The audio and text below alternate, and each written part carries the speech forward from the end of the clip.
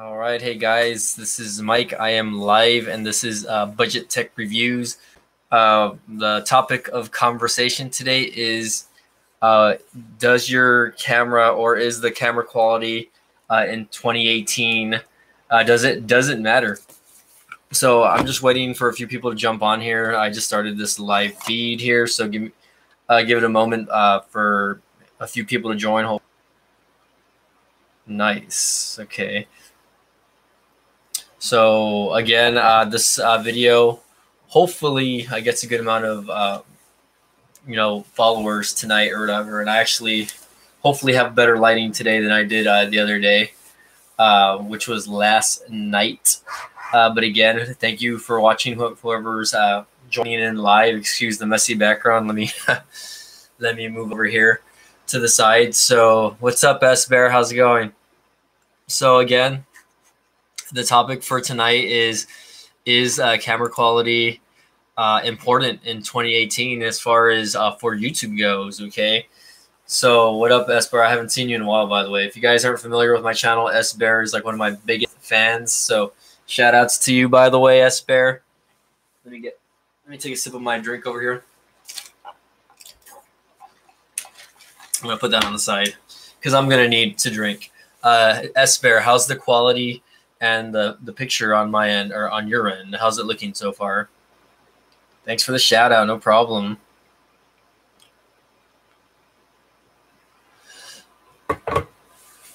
So what's up, S Bear? I was actually live streaming last night, and I had a pretty good amount of viewers. So I wanted to do a video today again about like how important camera quality is for YouTube in 2018, or is it important? You know what I mean? Looks pretty good. Okay, good, because I thought last night I could have had a little better lighting. I still feel like I'm a little orange or whatever. I don't know if that's my webcam or my just live stream in general, but that's okay. So again, I actually have like a side light coming on over here on this side, and I have a light coming in over here and a light on top. So hopefully that looks good. But again, S Bear, as you know, I've done YouTube for about 6 years already, probably, as far as this specific channel goes. And I want to do a little more than what I have been doing over the past couple of years. So when I first started, I did a lot of cell phone reviews, but now everybody does cell phone reviews. So I kind of want to get a little different. I've been following guys like Snazzy Labs. In the past, I followed guys like Chris Perillo, who would just do like a lot of daily tech talk and vlogs, etc., like that. So I kind of want to get on that level, I guess. I still want to make videos that I put together personally, but I do want to do a little more live vlogs. By the way, okay, hold on, I am live. So a podcast, well, basically, this is a podcast, I guess. It's not, to me, a podcast is also when you have other people joining in on the actual video or whatever like that. And I don't know if YouTube has an option just yet to allow that, or because I remember when I would do live streaming with YouTube. What's up, TWS Production TV? I totally know you, by the way.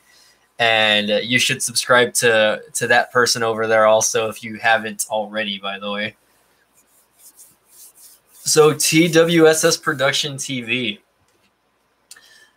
This live video is because we are talking about camera quality in 2018, and is it important to have a good camera setup for YouTube in 2018?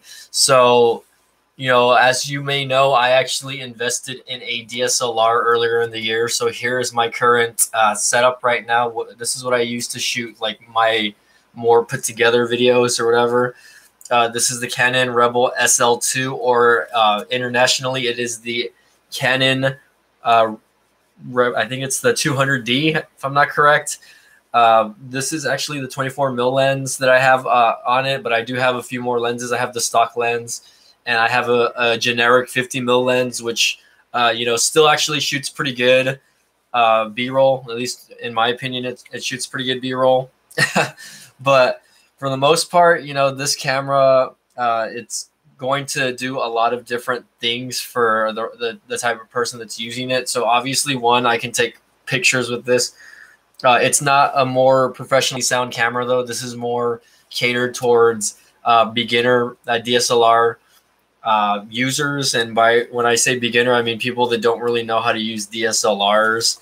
And I bet you anything. I'm getting Snapchats over here, by the way, so I'm pretty sure that's you over there, TWSS Productions over here. Maybe not. Okay, maybe not. It was somebody else. But again, thanks for watching. Content over camera setup. Okay, what do you mean content over camera setup?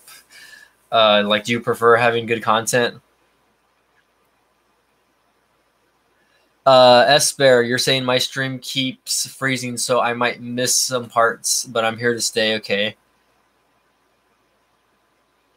So basically what you're saying is if your content is catchy, then your camera is not important, and that's kind of true. I kind of agree with you there. You know, TWSS Production TV. That's a really catchy name, by the way. See, I want to change my YouTube channel name, but I don't know if I should change it to something like that. But I was thinking about calling it like MB Media or MB Productions or even MB TV, something like that, just to get it going. It's more catered towards tech talk, obviously, but you know, I do want to kind of get outside the box and do other things. Just like you said, you were watching my truck video that I did recently. That was about a couple weeks ago, probably already. I put that together just, you know, out of the blue. My brother-in-law gave me permission to shoot the video on that. So I was just like, you know what, screw it, I'm gonna do it. Just get creative. Do a side channel on this one. Oh no, I can't do a side channel. Okay, the reason why I don't want to do a side channel is because they're just very hard to keep up with. Like I've tried doing stuff like that in the past, and I'd rather just keep this main channel going, especially because, you know, I already have somewhat of a following already. So it's like, why make a side channel when I can just be a very broad channel, you know? So when I talk about broad, I mean like guys like Casey Neistat, who he does a lot of daily vlogs, but he also does, you know, a lot of professional type stuff on occasion, and then he does his little tech reviews on the side also. Guys like Marquez, who, you know, he's obviously catered to just tech, but he's starting to do more things now. I want to kind of do that. S-Bear, if you change the name, keep it kind of close to your current name. So right now, Budget Tech Reviews. Let me take a sip of this, by the way. I mean, it's not like it's not catchy or anything like that. I really like my YouTube channel name. I mean, I think when I came up with it, I really had to put some thought into it when I was actually, you know, thinking about a name here. I thought, you know, first of all, I had gone with Prepaid Cellular Reviews as one of my first YouTube channel names on here. And then I ended up changing it to Budget Tech Reviews because at the time I was reviewing a lot of budget smartphones. So again, when I first started doing that specific channel or niche, it was one of those things where I just, you know, just decided, hey, I'm going to use budget in the name, because there was a lot of people that were looking up those type of videos at the time that, you know, couldn't afford iPhones or Galaxy Note 8s, etc., like that. Yeah, so I know that there are other channels named Budget Tech. I've already called them out on it because I've had this name the longest. So that person that you pointed out the last time, I actually commented on one of their videos, and I was like, "Hey, I was the first Budget Tech," and they're like, "Oh man," but you know, I'm the Budget Tech Reviews that is pretty consistent when making videos, I want to say. So you know, all those other channels, they're just wannabes. I'm getting messages. This is not these are not messages from YouTube. So S-Bear, that's a good question. You know, any tips to getting motivated to start a YouTube channel? You know, again, I would actually go and watch, there's a YouTube channel by a guy named Sean Cannell. It's called Think Media. He is an influencer that gets you guys kind of motivated to want to do, you know, start YouTube. And he, I think he has about 300 subscribers on that YouTube channel.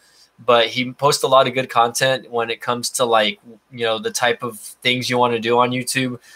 To me though, you know, how to get motivated for YouTube is just to, you know, if you have an idea that you think that someone else out there hasn't seen in the past, and you kind of want to put it out there, then just do it. You know, make a video about it. You know, people don't realize that YouTube is actually the second top search engine in the world.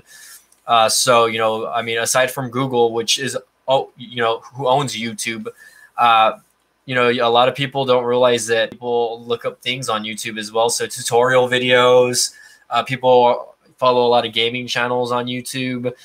You know, if you have a certain niche, you know, if you're into skateboarding, you know, start a YouTube channel about skateboarding, or if you're into, you know, playing Pokemon or whatever, start a channel about Pokemon. You know, it's just, you know, it's just a matter of, you know, who likes your content, etc., like that. So, you know, that was for me, it was, at the time I was really obsessed with smartphones at the time and budget phones. And I just really wanted to get it going. So I just made a couple videos, not thinking about anything. And I just decided, hey, I'm going to do this because, you know, why not? What do I have to lose? And since then I've gained 7,000 subscribers in the past, you know, several years. I've done, again, I put up this channel back in 2013. And, you know, I just, you know, I've been going. I took a little time off when I was going to school, which I kind of regret. If you follow my channel, you'll see me say that many, many times that like when I was going to college, I should have kept this channel going a lot more than what I did. And I kind of let it go. And, you know, that's my fault for not, you know, paying attention to it. And unfortunately, the YouTube trends started changing and things started changing on YouTube. And I lost a good chunk of my following. You know, even though I still have a good amount of subscribers, a lot of people aren't getting my content, or they're not seeing my content. So I remember when YouTube did an update a while back, they were actually they were turning on that notification bell because a lot of people weren't getting notified when you were making videos, basically. So, you know, if you guys are not, if you don't have that little notification bell on for my YouTube channel, please turn it on. You're going to get notified right away, whether it be email or your smartphone or tablet, when I put up a new video, whether it be a live stream or a new upload. Any other questions, guys? I have 4 viewers now. What do you think about the new algorithm? I hate it. I don't really like the new algorithm on YouTube because, yeah, it does make it a lot harder for people that are getting started to basically get noticed on YouTube. Now, there's a difference between getting noticed and a viral video. I've noticed that there are some YouTubers in the past that, you know, I'm going to use an example. There's this YouTuber, her name's Lena. She did that, I think, a Justin Bieber video, which was like really stupid. She kind of had like a really crazy face. And she got pretty exposed because of it, you know what I mean? I think you got like millions of hits on her video. Hey, what's up, Christopher Lopez? But on that, you know, for stuff like that, it's just a matter of, you know, continuing to put out content. And for her, like, you know, she continued to try to put out more YouTube stuff. And then I went back and looked at her channel, and she hasn't posted anything in like a year. So again, I don't know if, you know, she's, you know, still creating content maybe on another YouTube channel now. I stopped following her. I think I had followed her like on Twitter or social media for a while. And you know, she just stopped posting altogether. So again, I don't know what's going on with that, but she had a pretty good following. You know, she was doing videos, and then it kind of just went from here to here. And I don't know if that's because of the algorithm changed a lot of things. So you said, S Bear says, I have a collection of budget Android phones that I get from my cousins and stuff. I want to review them. So yeah, I mean, if you have you know, again, you know, because I have you know, a much better camera than I did when I first started. You know, when I first started, I just shot with my cell phone, guys. You know, I didn't, you know, really do anything special when it came to like editing video. I kind of just really recorded one long video, and then I just uploaded it on YouTube. It wasn't cut. I didn't add any special intros or anything like that. I wasn't, you know, there wasn't anything special about it. You know, the lighting in my room was horrible. The lighting in this room is still pretty horrible, for instance. But, you know, I've tried to get a little better when it comes to my production quality. You know, I did go to school for that. So and TWS Production TV can vouch for that. I went to school with that person, and we worked together. So thank you for helping me out in projects whenever we had classes together, etc., like that. So Christopher Lopez says, hi, what's up? We're talking about if camera quality is important in 2018 or for YouTube in general.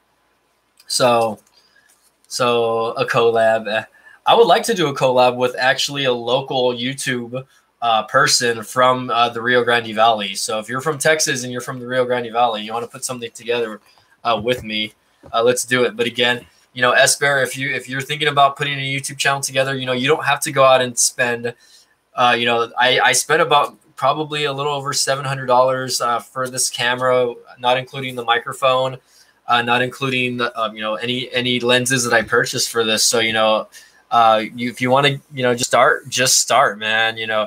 My suggestion though is if you want to start a YouTube channel though, you want to start scripting your videos a little bit prior to actually putting them together. I think that's probably one of the hardest thing for people to do is kind of brainstorming on how they're going to, piece their video together. But, just write down bullet points, like what you want to talk about, and then just go from there. The flow of what you want to talk about is going to come out so much more smoothly when you know the exact order that you're going to talk about it. So let's say, for instance, I wanted to talk about like, this camera, for instance, right, that has a flip out screen, but it also has removable lenses, and it has like just little features like Wi-Fi that I can actually connect to my phone. If I were to talk about all of those three things, I would want to put it in like a specific order and go in that order. And if I were to get really fancy, I would actually do close-ups of like everything, and I would show you how to do little things on this camera here. So, you have to kind of think about what you're doing when it comes to that.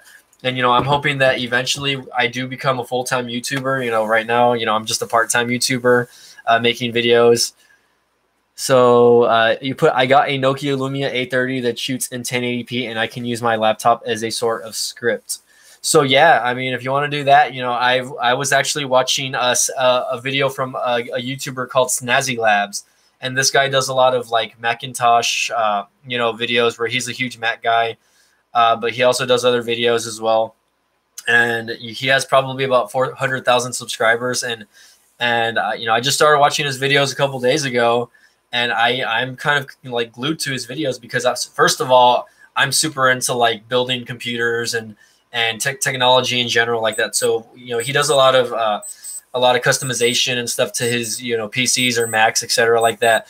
So I like to watch all that kind of stuff. So if you have a laptop that can help you, put together a video, then I would say do it. I mean, whether or not that laptop, you're just have a script laid out, or write something down on pen and paper. You don't even need a laptop. You just need a good format of what you're going to do and what you're going to talk about in the video. Okay. Now, if you have a laptop, that means that you could probably get editing software. So if it's a Mac, just download it. Just use iMovie. If it's a Windows computer, then use Windows Movie Maker or whatever movie maker they have now, basically. Pop Trigger, what's up? Do you archive all the footage you've shot? How much storage space do you have? Do you need to have a YouTube channel? Okay, so that's a good question. I know a lot of other YouTubers, they do archive everything because they like to go and use video that they've had in the past. Me, I used to do that. I do have a couple of 500 gig external hard drives, and I have an SSD, which is super tiny, by the way. Let me see if I can show you guys. This is my SSD. It's a PNY SSD. It's about 240 gigs. I do all my editing on that because it's like super fast. But I really don't save my content anymore. Once I put together the video, I delete all my files, basically. I mean, because most of the time I hardly ever go back to any of these old files. So, at first, yes, I did save my videos, and I used to archive it. But if I wanted to, use a clip from an old video that I already uploaded on YouTube, all I have to do is just go and download the MP4 off YouTube itself, and it'll allow me to do that. And you can download it in high quality. Whoa, what happened? My chat just like disappeared. Hold on, there you go. Christopher Lopez says, I started my new YouTube channel today, and thanks for saying what to do to start one. Hey, Chris. Hey, well, that's good, man. I mean, the cool part about that is all you have to do is just get started, man. And the best thing to do is to share with your family and friends. If you have a Twitter following or a Facebook following or whatever, just go and share your videos on those websites. Instagram also is a good outlet to go post stuff on there. The cool thing about social media is, there are eyes everywhere. And TWS Production TV asked Christopher Lopez, what is on your channel? So they want to know, she's curious to see what's on your YouTube channel. And so that's a good question, Pop Trigger. Pop Trigger is asking, how do you deal with trolls and negative comments? So, luckily YouTube has kind of like a filter where it does weed out a lot of negative comments or like spam, whatever you want to call it. But for me, like if I see a troll posting something saying like, oh, your video is horrible, or you do whatever, you're bad at what you do, etc., like that, I've gotten that before. And I don't try to take it as a negative, you know what I mean? Just because, they're giving you their feedback, whether it's honest or hateful. But at the same time, sometimes I'll actually respond to them and say, yeah, sorry, man. I'm sorry you didn't like my video, man. But this is the best I can do for now. So the fact that they watched it though is something. If someone has to go to a lens to critique your video and say that it's really bad, then even though they might not be enjoying what they're watching, they're still watching what you're putting out there. So there's a good chance that they didn't just watch one video of yours; they watched several videos of yours. So they've had to have watched several just to say like, "Oh, your videos are bad." You know what I mean? But I don't really care. I mean, honestly, like haters are gonna hate. We can't really do much about that in terms of dealing with it. I guess I don't mind it. Some people do it, some people don't. I've been lucky to the fact that I get a lot of positive comments. Whether I get a thumbs up or a thumbs down is really up to the viewer basically. And TWS Production says, if you don't like it, don't watch, but thanks for the view, right? And that's it, basically you don't have to waste your time or breath commenting, Have you heard of Doug DeMoro? He reviews cars, but he also shows off cool tech in the car, like 360 cameras in the new Rolls Royce. I haven't followed him, but I will definitely go check out his channel. Right now I'm following just a few vehicle channels. The only two car channels that I do follow are like the Straight Pipes, and I follow who else? Redline Reviews. But there's a few others that I've kind of looked at, and I haven't subscribed fully yet on some of them, but that's good to know. But thanks, guys. You guys are being pretty responsive. I only have 4 viewers, but you guys are doing a kick butt job,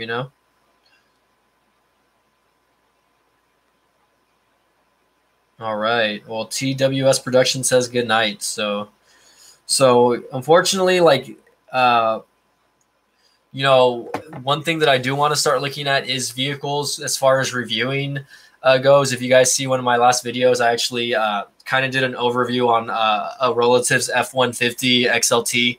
And, there is a lot of tech that goes into these new vehicles. This truck, I left out a lot of stuff in that video, but basically, that truck could actually send a Wi-Fi signal to, while it's on the road. So I think that's a super innovative thing nowadays, especially with kids that have, their own iPads, cell phones, and you're only spending an extra $20 a month on, a specific package or whatever.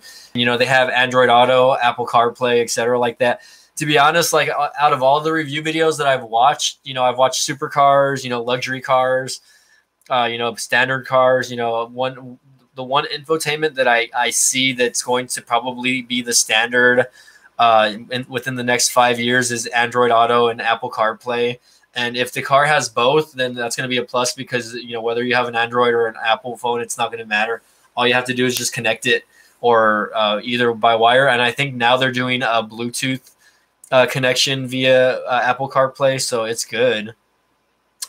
I do have another YouTube channel. I think like 2 more YouTube channels. One of them is where I just play DDR, but I don't post on that YouTube channel anymore. That's like a really old channel. That was my first YouTube channel, actually.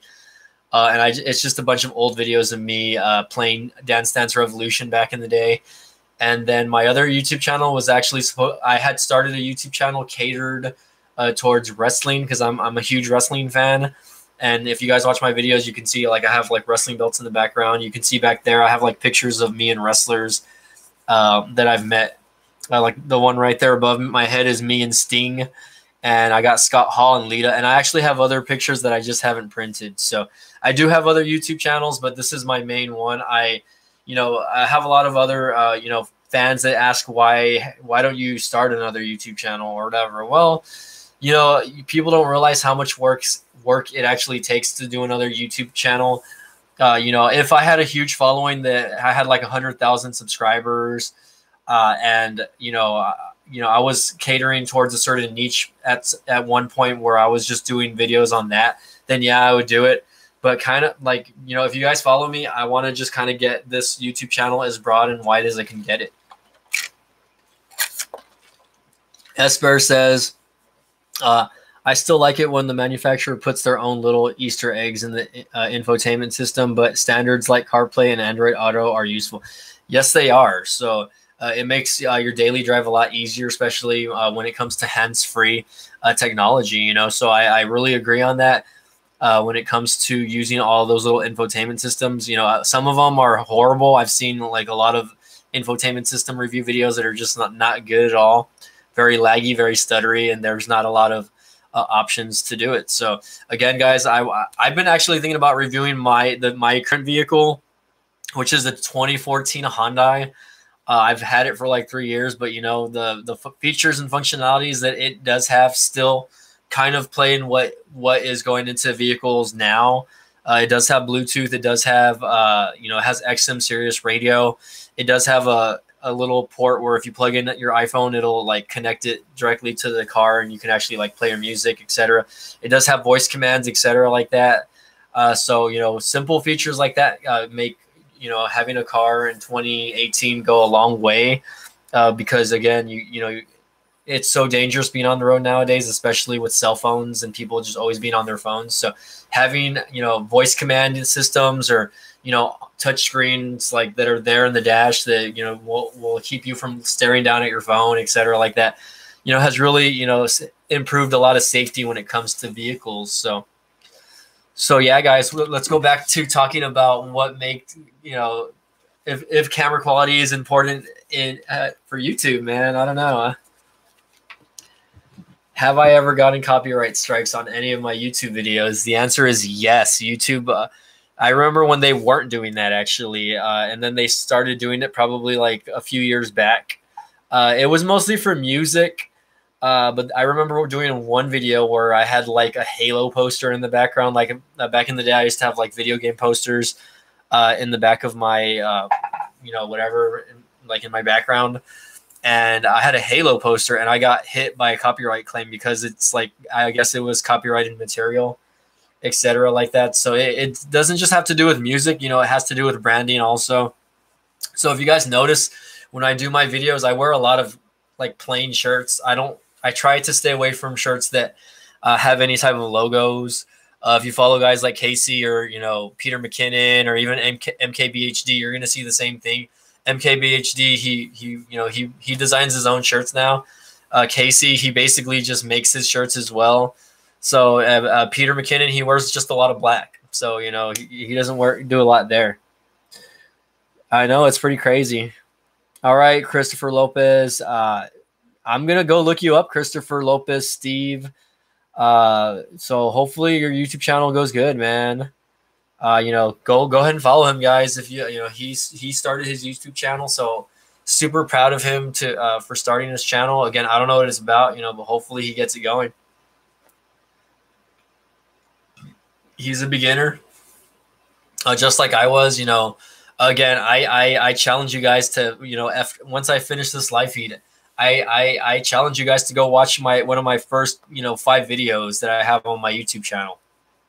They are just horrible. And if you watch like over the years, they've gotten better. They're still a little grady and shady at times.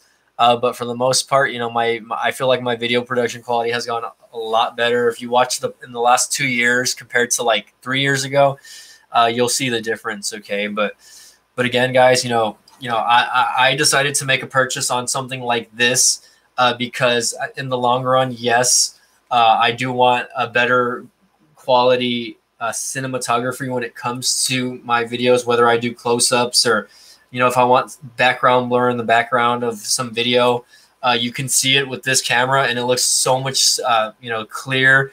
DSLRs, although they're not meant for, video, they've transitioned over into video cameras. So, that's one thing that I've kind of been a fan of.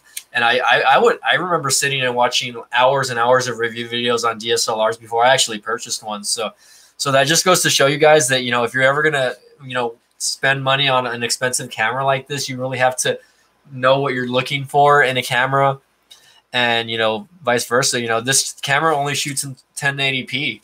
But, I didn't feel the need to be having to shoot in 4K. If I wanted to shoot in 4K, I can shoot with my iPhone 10, or I can just go buy another smartphone that shoots in 4K. But right now, even though I know 4K eventually in a couple of years down the road is going to be the standard, I think 1080p is still great quality. I still think 720p is good quality, guys. If you guys have cameras that don't shoot in 1080p, don't worry. The fact of the matter is, as long as you're putting something together, it doesn't matter, what it is, because for the most part, like 90% of the people watching your videos are going to be watching on cell phones. Okay. So if you're watching videos on cell phone, you're really not going to be able to see the camera quality, when it comes to that. It's really rare that, unless you have a quad HD AMOLED display on your phone, it's really hard to tell on the quality. Okay. So like right now I'm shooting with a webcam. It's shooting in 1080p. So Pop Trigger says, I did go back and watch a few of your old vlog videos last night when you did an update video for hitting 200 subs. So yeah, dude, that's crazy. I think back then I would do like update videos of when I hit like milestones. So I did one for like 200, 500, like 700, 1,000. I didn't do one for 5,000 or like, I didn't really do one for like 2,000, 3,000, 4,000. I think I will probably do one for 10,000 though, if I ever get there. But yeah. But let's see. My friend says there's a football game on right now, and he says it's really boring. But yeah, like right now I could actually get on my phone and I can go watch myself, and let's go see how am I going to get an ad. Let's see. So I'm going to kind of dual screen this right now. Okay. So you can see here I'm kind of watching myself, kind of not really. I don't know. Let's see. There we go. So I'm kind of like watching myself, But that's pretty cool, right? And again, the camera quality on my phone looks fine. If you're watching on a cell phone or tablet, it's not going to look bad. So, again, this camera, it shoots in 1080p, but the fact of the matter is, if I change out lenses, I can get a really good, clear and crisp shot on some of my videos. So if you guys haven't seen some of the videos I've done on that camera, go check them out, because it's really impressive on what it can do. I did one on a 50mm lens, which is this little lens right here, and you can definitely tell the difference on like how it shoots, etc., like that, and how much more cinematic it looks when you shoot with a lens that can, just I don't know how to express it, but just take such clear picture. You know what I mean? Esper says, I think I actually subbed to you in the first place because you did a review on a phone I had and I liked it, and then I didn't get any notifications until a few months later. So again, that goes back to YouTube's algorithms or whatever. Here, let me fix that. How do you guys like my mic? Do you guys like this being in my live feeds by any chance? Because if I start doing daily vlog or live feed videos in general, I want to have something here so I can, sometimes I will do it with my cell phone, guys. So just be aware of that. I actually did find the little attachment for this little mic for my cell phone. So actually I am going to do a review video on this probably over the weekend, just so you guys can kind of hear the sound difference in quality on something like this. So if you're shooting with the cell phone, if you decide, hey, I'm going to start YouTube and you're going to use a little, you know, you're gonna use your cell phone and you want better sound quality on your videos, this is gonna go a long way. It's a $20 mic, guys, and I actually ended up paying like 10 or 11 bucks because I had some credits on Amazon. So S-Bear, you know, I really appreciate you, you know, watching some of my older videos and saying that you subscribed to me because I had a phone, or I reviewed a phone that you actually had. You know, I don't know if I'm going to get back into the smartphone game eventually. You know, if the money's there and I can afford to buy unlock phones, I might do it. But, you know, my channel has to continue growing. You know, right now, again, I do make a small secondary income when it comes to YouTube. But again, you have to, you know, your channel has to be getting a really high volume of views a day in order to be getting those, you know, good checks. And right now, you know, I'm not getting that good of a check. So Pop Trigger says, I didn't really notice the mic until you pointed it out. It kind of blends in with your backdrop, but the way you have the shot framed. So, you know, cool. It's really hard to tell, right? But if I didn't say anything, you probably wouldn't know that this thing is here. You know what I mean? If I didn't have this mic and it was out of the, if it wasn't there, if I were to just put that down, and I could hide it, you know, I can put it down here. Luckily, you know, I can place this somewhere else, obviously, if I wanted to, but you know, I have it right here. Obviously, you know, it makes, you know, my backdrop look a little more professional when you have a mic. And you know, this isn't a mic that requires an XLR input or anything like that. A lot of professional YouTubers, they use microphones that are actually connected to soundboards that you can connect to your laptop or computer. I have a soundboard, but I don't currently use it. It's actually at a friend's house. I used to do podcasts, and I had several mics connected to that. So I actually had like a more professional looking mic, but you know, I think this one looks good. You know, I think, and it gets the job done. You guys can hear me just fine. So I don't see an issue. And honestly, I don't even need this mic. You know, the webcam that I'm using right now, the microphone on that sounds just as good probably. But you know, again, it looks, you know, a little more professional. You know, when you have something like that, whether it's facing this way, I kind of have it over here on the side, you know, just so I can kind of lean over here and, you know, talk into it, you know, when I'm kind of feeling lazy. But anyways, guys, I don't know. You know, but that's pretty cool. You say you didn't notice it. And, you know, now I'm glad that you notice it, you know, and you can see there it is connected. I have a light blinking on it. It's a basic USB mic. So if you guys are thinking about starting like podcasting or vlogging, you know, and you want better sound quality, you know, this is the route to go, guys. You can either get like a lav mic or, you know, just a standard USB microphone.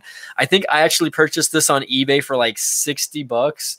But, you know, you can get the Snowball mic, which is a plug and play microphone for like $50 at Best. You can go to Best Buy. You know, Best Buy has mics. I purchased this online because, you know, I like the way it looked. And, you know, I thought the Snowball mic was a little too fat for my table. So I like the idea of this because I could carry it around in my backpack if I were to have to go to record something when I was going to school at the time. Is that a good mic for doing voiceovers on videos? Yes, it is. You know, I haven't had an issue using this microphone on voiceovers in the past. The cool thing about stuff like that, though, is that, you know, you can basically, you know, edit the audio after you're doing a VO. So, you know, you don't have to have an expensive mic like this, or you don't have to have a mic like this, you know, either. It does bring out, you know, more of your vocal tones and vocal ranges rather than the standard cell phone microphone. But you know what, you know, as long as you have a nice, you know, a decent cell phone, all you have to do is just download a recording software. If you're going to do voiceovers, download any voice recording software. If you have an iPhone, it comes with one. Just sit inside like a small room, whether it be like a restroom or a closet, a room that is not as echoey. You know, maybe a room that has like a lot of furniture, and, you know, just sit and just, you know, maybe you always want to talk maybe about this much away from the actual phone. That way it doesn't sound too loud or muffled. So like right now, I'm probably like a good amount away from my microphone, so it doesn't sound too loud. But again, you know, you know, cell phones will get the job done. Just kind of talk into it. Say, hey guys, this is Mike from BTR Budget Tech Reviews. You know, I'm doing a sound quality test, etc., like that. And you can go and edit the audio. You know, it's really simple. You can edit the audio whether you're uploading it on YouTube, you know, if you have any type of editing software like Adobe Audition or GarageBand, or even free softwares like Audacity, I think you can go and you can change the volume on the actual sound quality. But I did used to use this microphone back then when I used to do voiceovers for my packages. So, you know, just take that into consideration, guys, that, you know, that there are options out there. And I want you guys to know, like, hey, you know, you don't have to do a lot to get started on YouTube. You know, again, like me, like I've kind of gone a little overboard with, you know, my camera. This microphone also, it was only like a $20 mic, but you know, I'd rather spend $20 on this than spend 60 on a Rode mic, even though Rode mics are like the standard when it comes to like, you know, video, when it comes to DSLRs or cameras. I still like to go the cheaper route, thus the name Budget Tech Review, guys, because, you know, I can't afford to be spending $60 on, you know, high quality audio equipment, but you know, there are cheap options out there for you guys. You know, check on Amazon, check on eBay. You know, you can probably get a decent microphone for like under $20, just depending, you know what I mean? So S Bear saying, if you had to pick a budget phone that you reviewed in the past, what phone would you use as a daily? That's a good question, and I have a pretty solid answer for you. If there was a budget phone that I was using in the past that I was using as a daily driver today, it would be the LG. Wait, is it the LG? No, it's not the LG. It's the Moto G3. Okay, so I actually used the Moto G3, which at the time it had like a lot of customization on it, so you could like change the color of the backs, etc., like that, and you can actually get like stuff printed on the actual casing. Like I actually had my name on it. It said Budget Tech Reviews on it. But the LG G3, or not the LG G3, the Moto G3, excuse me, was just a very solid mid-range device. You know, it was very fluid. I never had any issues as far as you know, moving from app to app. You know, I think it only came with like 16 or 32 gigs of internal memory, but I was able to just put an SD card in, and that solved any memory issues. It had really good camera quality. You know, it was a very light phone, so it wasn't heavy. And the screen quality, it was a great looking screen. I think the screen size on that was probably like 4.5, 4.5, which at the time that was a pretty decent size smart screen, I guess. You know, given that Motorola, you know, has, you know, still has kind of thick bezels on their smartphones. But the Moto G3 was just a great phone. I had the first 3 Moto G3s.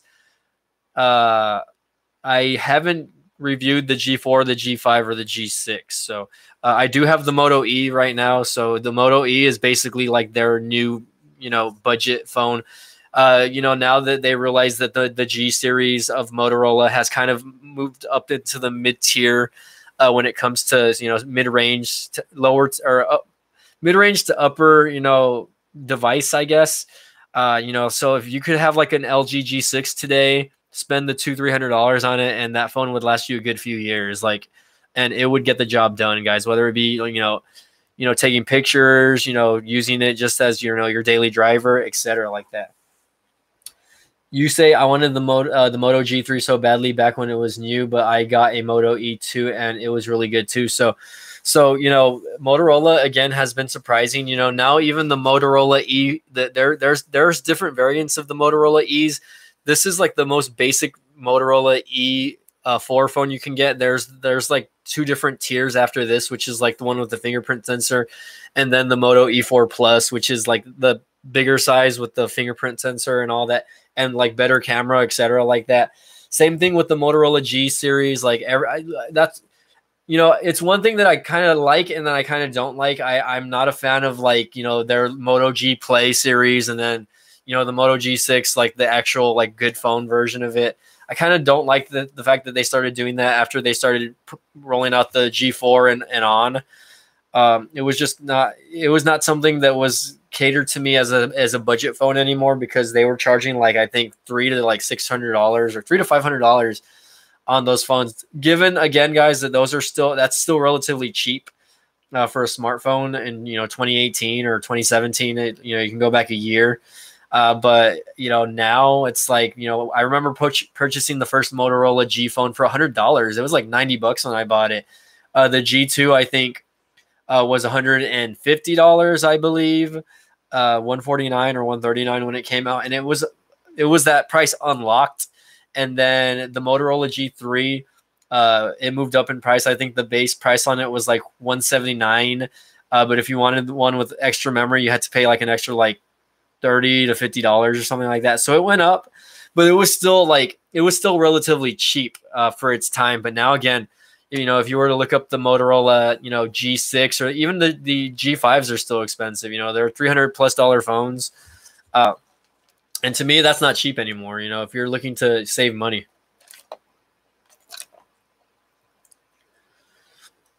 So S-Bear's talking about the Motorola Z and how it's basically almost dead. Okay. So I have to, first of all, give Motorola props for trying something different. You know, the Motorola Z series is an interesting line of phones because they have all of those little attachments. I actually had the Moto Z2, which I had it for Verizon, and it was probably one of the snappiest Android phones I've ever had. It was its build quality was, first of all, it was great. The build quality was amazing. I never had any Moto mods or attachments to it. Unfortunately, I ended up getting rid of the phone after a few weeks. But the phone itself was a really good phone. You know, I think the only problem I had with it was really the camera, because it was such a fast phone. But when you opened up the camera app, it was really slow. Like, and you know, and that phone I think had a dual camera setup also. So it was one of those first phones that was starting to like throw out like that dual camera thing, and I think that was a thing back in 2017, and it's still a thing now. But you know, the one thing that got me away from that phone was the battery life. The battery life on it was horrible. That thing would die on me like after like 4 or 5 hours. I would have to put it to charge, and it was just not worth it if I was having to, you know, constantly charge it. And I didn't want to waste the $100 on buying the extra Moto Mod case to, you know, get it to charge.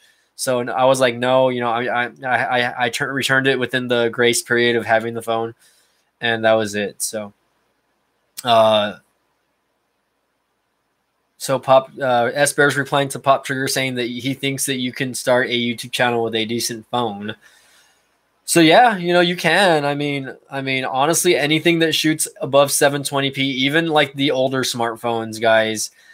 You know, you really just have to kind of look at when it comes to how you use your lighting, etc. like that. So like right now, like I have like several lights on. I have my ceiling light on, I have a lamp on, and then I have a spotlight on me over here, which is that light that you guys saw in my video last night.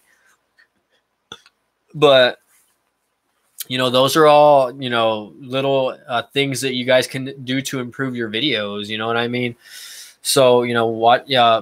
If there's one thing I can, you know, give you a comment on when it comes to making a YouTube video, it's lighting and sound. Okay. Not so much the resolution of your actual, you know, video, you know, again, whether you're shooting in 480, 720, 1080, you know, 2160, which is 4K nowadays, or even 8K, which, you know, I know Marquez probably has shot in 8K, you know, but, you know, you see a lot of famous YouTubers, guys like Casey Neistat, who for a while he was shooting in 4K. He was using, I think, the Sony cameras. You know, he was using the Sony AR or whatever, the A series cameras that shot in 4K. And for a while, you know, you can tell that the quality on his you know, videos were really good, but he ended up switching back to Canon, and I think he's just shooting back in 1080p now. You know, and the reason being is because, you know, the file sizes on 4K, it's just so much more, guys.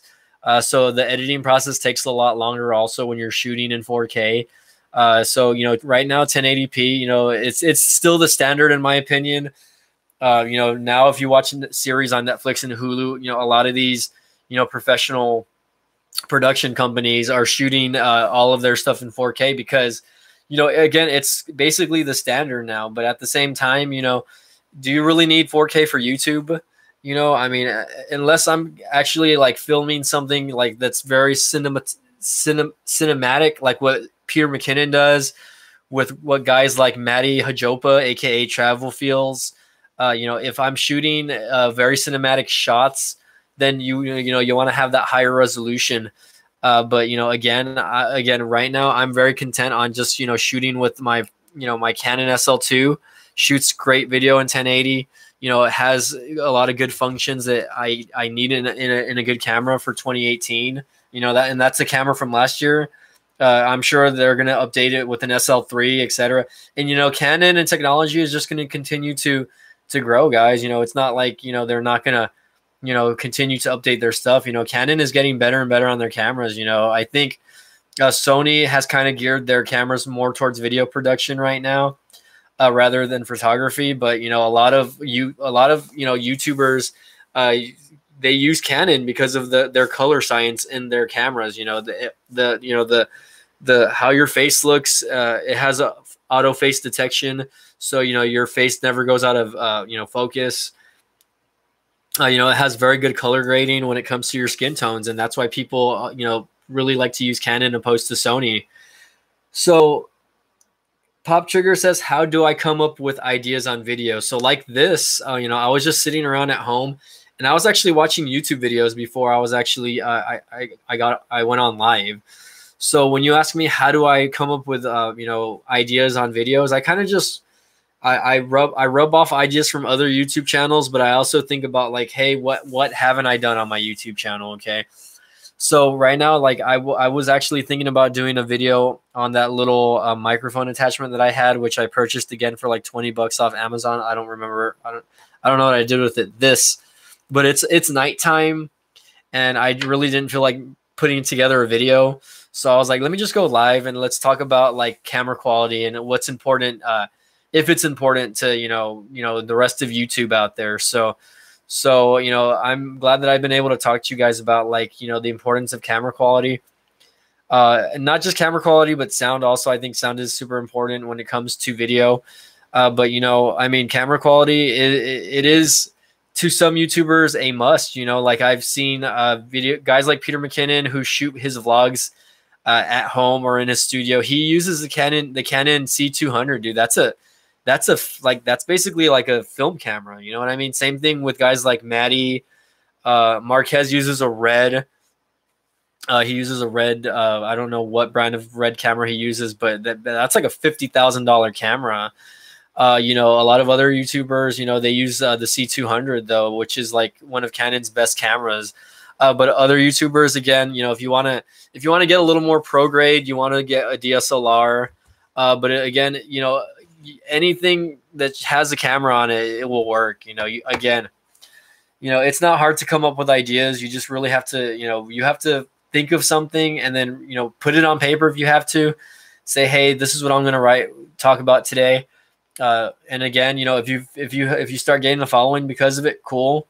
It's going to take a while, guys. Don't expect your videos to blow up overnight. I actually do watch my YouTube on my TCL TV, and I do watch a lot of the 4K YouTube channel videos in 4K. So he's like, let's see. S Bear says, I have a Sharp Aquos Crystal, and it's an amazing phone. It's old though, so I would probably recommend a Moto E4 or something if you have like $50.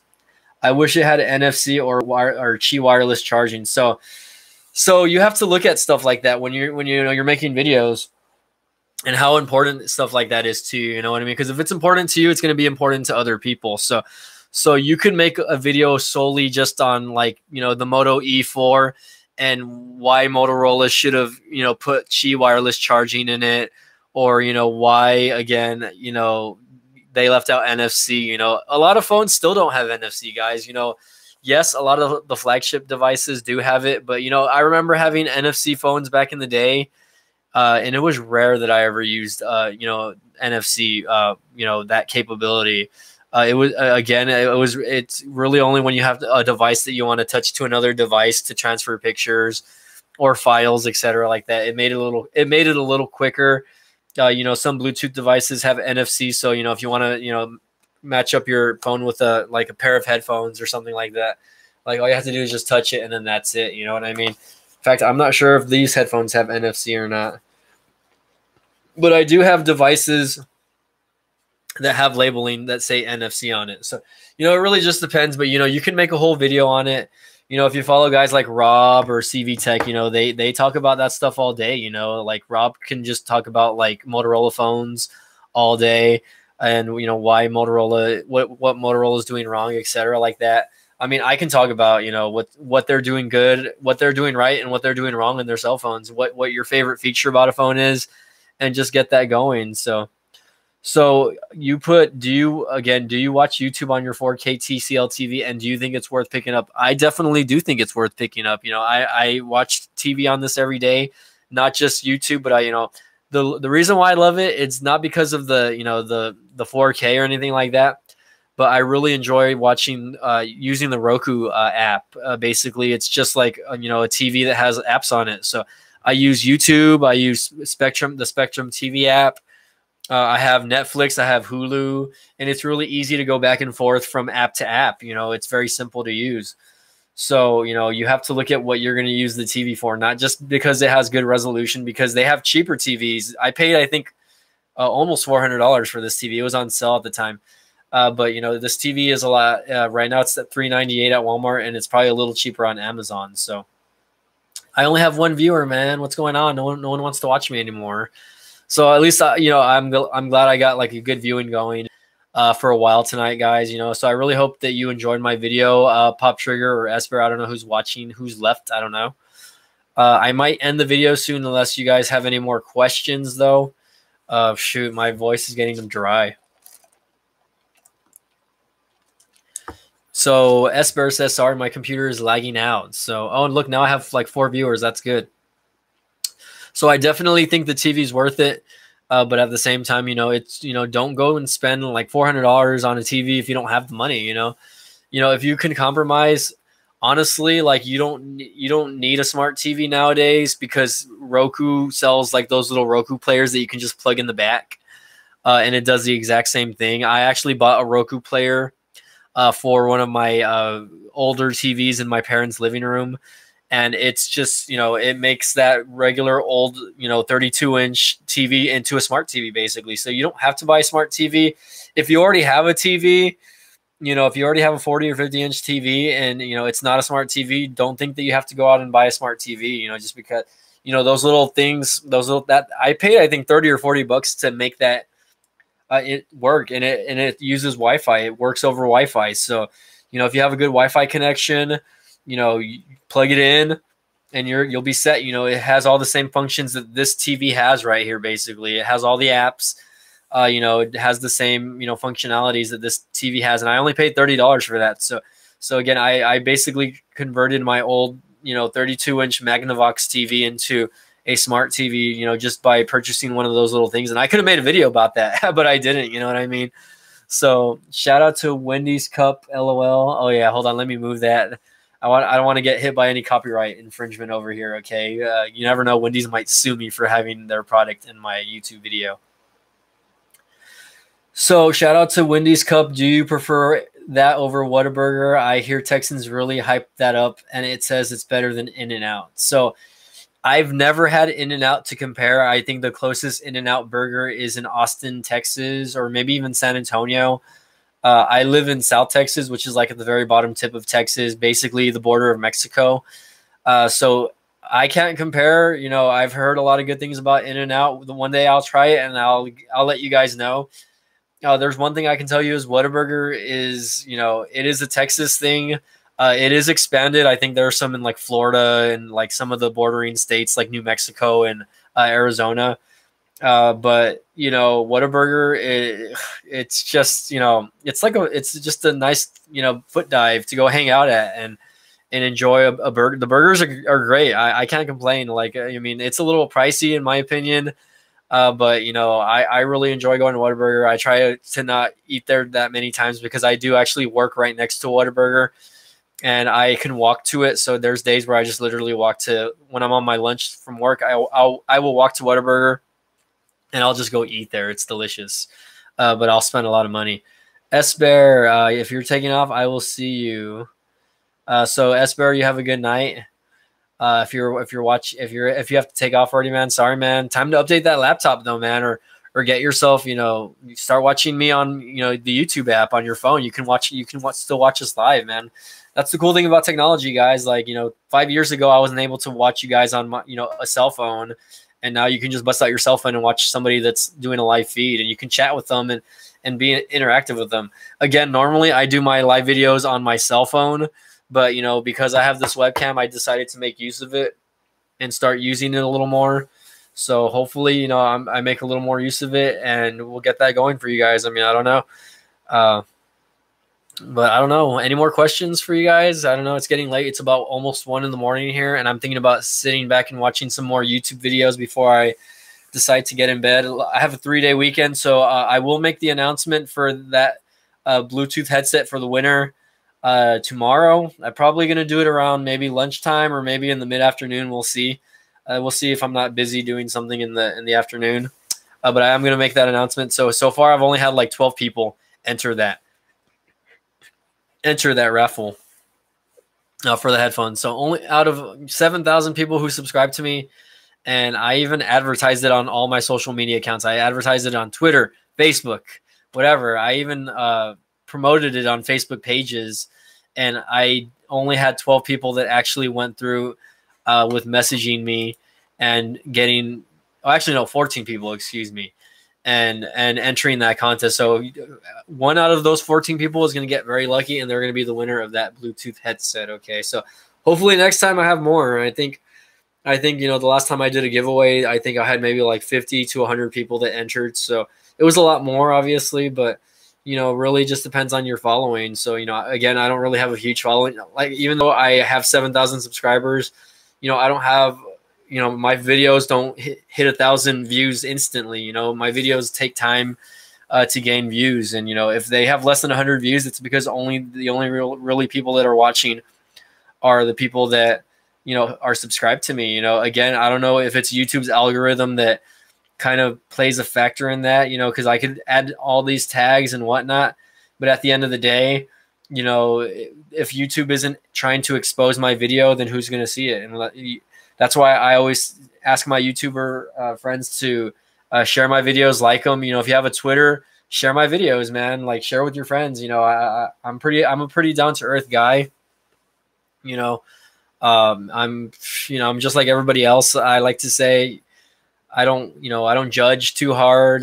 You know, I'm not very political either. So, you know, you're not going to see any of that junk on my YouTube channel. Even though I have my opinions on certain things, you know, I keep that to myself. You know, I'm not one of those guys that it puts it out there and just likes to rant about stuff, you know, when it comes to like the US government and whatnot, or just other things like that. You know, I'm not a very hateful and spiteful person, I guess. So my cat just jumped out. He's chilling and eating, and my dog's over here sleeping in the background.